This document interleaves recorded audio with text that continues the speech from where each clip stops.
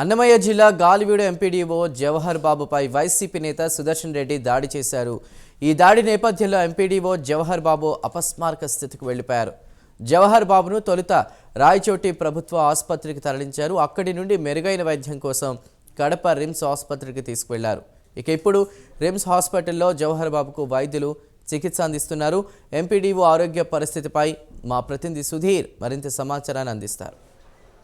మండలం ఎంపీడీఓ కార్యాలయంలో విధి నిర్వహణలో ఉన్నటువంటి ఎంపీడీఓ జవహర్ బాబు పైన అక్కడ ఉన్నటువంటి వైసీపీ నేత సుదర్శన్ రెడ్డి మరియు అతనికి సంబంధించినటువంటి అనుచరులు పూర్తి స్థాయిలో కూడా ఆయన విధి నిర్వహణలో ఉన్న భాగంలో కూడా పూర్తి స్థాయిలో అతని పైన కూడా దాడి చేయడం జరిగింది. అయితే ఈ నేపథ్యంలో కూడా ఆయన అపస్మారక స్థితిలో వెళ్ళకపోవడంతో అక్కడ ఉన్నటువంటి సిబ్బంది కూడా ఆయన ఏదైతే రాయచోటి ప్రభుత్వ ఆసుపత్రికి కూడా తరలించడం జరిగింది. అయితే అక్కడి నుంచి కూడా పూర్తి స్థాయిలో మెరుగైన వైద్యం కోసం కూడా ఏదైతే కడప రిమ్స్కి కూడా తరలించడం జరిగింది. అయితే ముఖ్యంగా చూసుకుంటే కనుక కడప రిమ్స్లో అయితే కనుక పూర్తి స్థాయిలో జవహర్ బాబుకు పూర్తి స్థాయిలో ఇప్పటికే సిటీ స్కాన్ పలు రకాలకు సంబంధించిన స్కానింగ్ లైన్ కానీ ఇప్పుడే పూర్తి చేయడం జరిగింది. అయితే ముఖ్యంగా చూసుకుంటే కనుక ఈ ఘటనపై రాష్ట్ర వ్యాప్తంగా ఏదైతే రాష్ట్ర డిప్యూటీ సీఎం పవన్ కళ్యాణ్ కూడా పూర్తి స్థాయిలో సీరియస్ అయిన పరిస్థితి అయితే ఉంది. ముఖ్యంగా ఆయన అయితే కనుక రేపు ఉదయం దాదాపుగా 11 గంటల సమయంలో కూడా ఏదైతే వైసీపీ నేత సుదర్శన్ రెడ్డి దాడి ఘటనలో గాయపడినటువంటి జవహర్ బాబును కూడా ఆయన చూసి పరామర్శించేందుకు కూడా ఆయన రేపు ఉదయం కూడా పూర్తి స్థాయిలో ఇక్కడ రానున్నారు. అయితే మనం చూసుకోవచ్చు దాదాపుగా ఏదైతే 22 మంది వ్యక్తులు పూర్తి స్థాయిలో ఒక వ్యక్తి పైన దాడి చేసి ఆయన గాయపరచడం జరిగింది.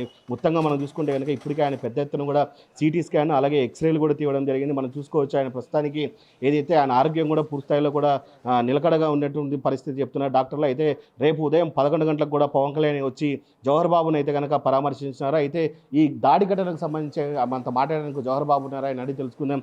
సార్ చెప్పండి, ఏంటి అసలు మీ మీద దాడి చేయడానికి అసలు కారణాలు ఏంటి సార్? అసలు దాడి చేయడానికి కారణాలంటే నవంబర్ 2వ తేదీ మండల మీట్ జరిగింది. మండల మీటింగ్లో ప్రోటోకాల్ ప్రకారము సభ్యులు మాత్రమే ఉండాలి. కాబట్టి ఈ సుదర్శన్ రెడ్డి వాళ్ళ మదరు ఎంపీపీ ఆయన వాళ్ళందరూ వచ్చి కూర్చోన్నారు. మీరు దయచేసి సభ్యులు కాని వాళ్ళంతా బయటికి వెళ్ళిపోండి అని చెప్పి పంపించడం జరిగింది. అది వాళ్ళు కొంచెం అవమానంగా ఫీల్ అయినారు. అయినా కూడా నేనేం కింది సమావేశంలో బయటికి పోమన్నాను కానీ వాళ్ళేమో మళ్ళా కిందనే వాళ్ళు కుర్చీలేసి కూర్చొని పెట్టడం జరిగింది. అయినా కూడా ఆయన మనసులో ఏదో పెట్టుకున్నాడు. తర్వాత 2-3 సార్లు నేను మాట్లాడకపోయినప్పుడు కూడా ఆయన దగ్గర నిలబడి మాట్లాడాలంట, కూర్చోకూడదంట. నేను మామూలు కూర్చొని మాట్లాడుతాను. తర్వాత నాకు అర్థమైంది ఆయన సరిగా ఆయన బిహేవియర్ బాగాలేదని.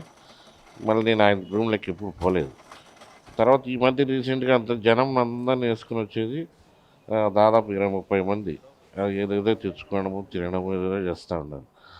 అదంతా మనకు వాళ్ళు స్టాఫ్ ఇట్లా ఉంది సార్ అంటే, మేడం వస్తే అది చెప్పిన ఈరోజు మేడం వస్తే బిగాలు ఇస్తాము, మేడం లేకుండా మీరు వస్తే బాగుండదు, ఇదంతా అంతా రూమ్ అంతా ఛాంబర్ అంతా గలీజ్ అయిపోతుంది అని చెప్పినాం. దానికి వాళ్ళందరూ దాదాపు 20 మంది ఇంకా ఎక్కువ ఉంటారు. అందరూ వాకిలు చూసుకుని వచ్చేసి లోపలికి నేను ఒక్కనే ఉన్నాను నా ఛాంబర్లో. నా అటెండర్ ఉన్నాడు పక్కన. అతన్ని నన్ను చూసుకుని వచ్చి నా మీద దాడి చేయకపోతే అటెండర్ అడ్డుపడినాడు. అది మళ్ళీ అతన్ని కొట్టి పక్క దూసేసినాడు. అంటే మా డ్రైవర్ వచ్చాడు, అంటే మా మేనల్లుడే నాకు. అతను వచ్చి అడ్డుపడితే అతన్ని కొట్టారు. ఆ కొట్టడంతో అతను కొట్టి మళ్ళీ నా మీద సుదర్శన్ రెడ్డి, అతను వెంకటరెడ్డి, భానుమూర్తి రెడ్డి, ఇంకా కొంతమంది పేర్లు నేను ఎందుకంటే 2 నెలలు అయింది అక్కడికి పోయి. కొంత మనుషులు గుర్తుపట్టగలుగుతాను కానీ పేర్లు ఇంకా నాకు అంత అవగాహన రాలేదు. అయినప్పటికీ వాళ్ళందరూ వచ్చి మిందు వచ్చి నా ఇట్లా ఎదురు మీద కాలుతో తన్ని చేతులతో కొట్టి అంతకు వల్ల ఆయన కసి తీరక కుర్చీ ఎత్తుకుని కొట్టాడు. ఎవరు సుదర్శన్ రెడ్డి కుర్చీ తీసుకుని కొడితే మా వాళ్ళు వచ్చి అడ్డపడినారు. అది కుర్చీ కూడా ఇరిగిపోయి అక్కడే పడిపోయింది. అంత ఎందుకు ఆయన విధమైన విపరీతమైన కోపంతో అంతమంది నేను నా వయసుకు ఒక మాట అంటే వెళ్ళిపోతుంది. నువ్వు ఈ నుంచి వెళ్ళిపోంటే వెళ్ళిపోతా కదా, మా మండలంలో అక్కర్లేదంటే మేము వెళ్ళిపోదు. అంత చిన్న విషయానికి 20 మందిని వేసుకుని వచ్చి నా మీద భయంకరంగా దాడి చేసి అది చంపాలనే ప్రయత్నం కూడా చేసినాడు. చూడొచ్చు ఆ వీడియోలో కూడా దాదాపు మిమ్మల్ని 30-40 మంది కూడా చుట్టుకున్నారు. వీళ్ళంతా కూడా అంటే కేవలం మిమ్మల్ని వీళ్ళు చంపాలని వచ్చారా, లేకుంటే మిమ్మల్ని వార్నింగ్ చేయాలని వచ్చారా, ఏంటి అసలు?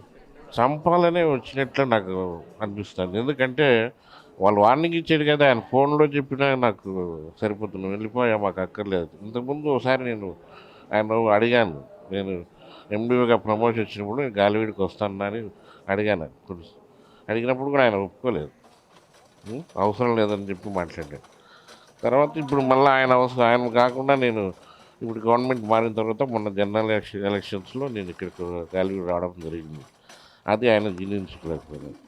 నేను వద్దనేవాడు మళ్ళీ ఇక్కడికి వచ్చినాడు ఆయన. తర్వాత క్యాస్ట్ ఫీలింగ్ ఒకటి, నేను తక్కువ క్యాస్ట్ కాబట్టి ఆయన దగ్గర పోయి నిలబడి మాట్లాడాలంటే నేను అట్లా మాట్లాడను. నా గౌరవం నాకు ఉండాలి. నేను ఆఫీసర్ కాబట్టి నేను కూర్చొనే మాట్లాడతాను. ఆయన వచ్చినప్పుడు లేచి నిలబడుకోవాలి. అది నేను చేయలేదు. అది కూడా ఆయనకు కోపం. మనం చూసుకోవచ్చు దాదాపుగా అంటే పాత కక్షలన్నీ మనసులో పెట్టుకొని ఈరోజు సుదర్శన్ రెడ్డి వచ్చి మీ మీద దాడి చేశారని అనుకోవచ్చు అసలు. అది ఆయన చేసిన దాన్ని బట్టి చూస్తే ఆ విధంగానే దాడి చేశాడని నాకు అనిపిస్తూ ఉంది. అయితే ఒకవేళ ఆయన దాడి చేస్తాడని నాకు తెలిసింటే కనీసం ఇద్దరు ముగ్గురిని మా స్టాఫ్ని పక్కన పెట్టుకునే ప్రయత్నం చేసేవాడు. నాకు అసలు అట్లా దాడి చిన్న విషయానికి దాడి చేస్తారనుకోలేదు. కీ అని చెప్పేసి అడిగి బీగాం గురించి అడిగి అంతమంది వస్తారనుకోలేదు. తర్వాత నాకు తెలిసింది వాళ్ళ దగ్గర పెప్పర్ స్ప్రే కూడా ఉన్నాయంట. అవి కూడా స్ప్రే చేసినారండి నాకు.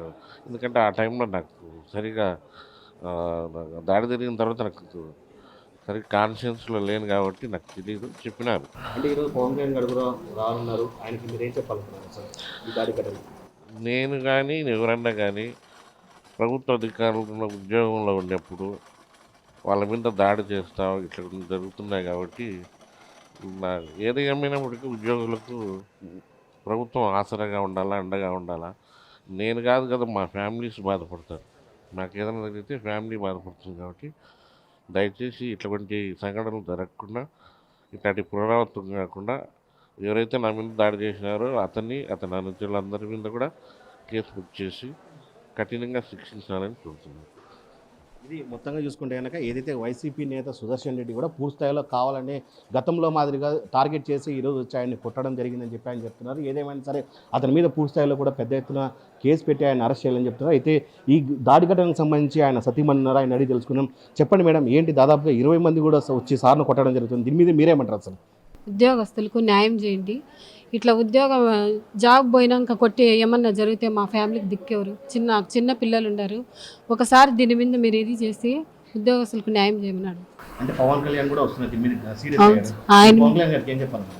ఉద్యోగస్తులకు న్యాయం నా భర్తకు మాకు న్యాయం చేయండి సార్. ఇంకోసారి ఆయన జాబ్కి వస్తే చంపేస్తామని బెదిరించినారంట సార్ వాళ్ళు.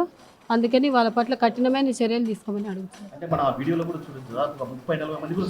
అవును సార్, అదే తెలియదు సార్ మాకు. ఏం చేస్తున్నారు ఇప్పుడు? మీరు వచ్చినా కూడా నువ్వు బయటకు వచ్చినా కూడా నిన్ను బతకనీము, మీరు బయట వచ్చినా నిన్ను బతకనీయమంటే ఏ ధైర్యంతో ఏ ప్రొటెక్షన్ పెట్టుకొని మేము ఆయన్ని డ్యూటీకి జాబ్ పంపించాలా? ఒక గవర్నమెంట్ ఎంప్లాయీ రూమ్లో ఉన్నప్పుడు గడి వేసి కొట్టడం అంటే అది ఆఫీసా, గవర్నమెంట్ ఎంప్లాయరా, లేకుంటే ఇంకేదన్నా రోడ్ షీటర్లా కొట్టుకునేదో మాకు అర్థం కాలేదు సార్. ఇప్పుడు ఆయన కొంచెం లో మనిషి కొంచెం స్థూలకాయ ఇస్తుంది. ఏమన్నా అంటే ఏది సార్, 2 చిన్నపిల్లలు ఉన్నారు సార్, వైఫ్. మాకు అక్కడికి వచ్చేంత వరకు కూడా ఏది తెలియదు. అక్కడ చూడండి సార్, ఇక్కడ లోపల దెబ్బలు ఎక్కువ సార్. ఇక్కడ చూడండి నల్ల కమిలిపోయింది. ఏమన్నా జరిగితే ఎవరు సార్ రెస్పాన్సిబిలిటీ? గవర్నమెంట్ ఒక మండల అధికారికే రక్షణ లేనప్పుడు ఆయన మళ్ళీ రేపు జాబు అసలు ఎట్లా? మాకైతే ధైర్యం లేదు సార్. ఆయన రికవర్ అయినా మళ్ళీ అక్కడికి జాబ్ పంపించకైతే ధైర్యం లేదు. సారే ఏదో ఒక చర్య తీసుకుని దీని విషయంలో మాకు ధైర్యము, మాకు ఇది చేయించాలని కోరుతున్నాం సార్.